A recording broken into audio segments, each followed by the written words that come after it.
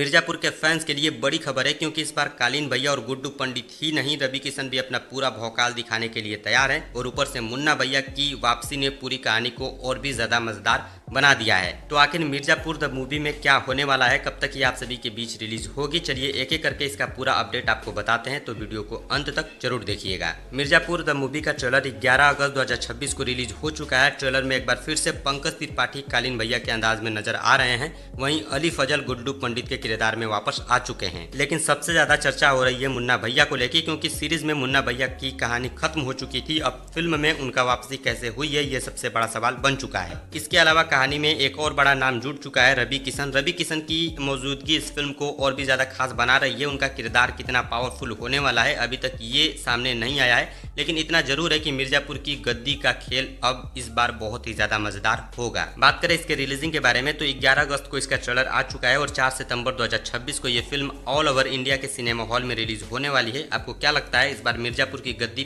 किसके हाथ लगेगी, कालीन भैया, गुड्डू पंडित, मुन्ना भैया या फिर रवि किशन? कमेंट में बताइएगा। ऐसी और अपडेट के लिए चैनल को सब्सक्राइब करिएगा। मिलता हूँ आपसे अगली वीडियो में एक नया अपडेट के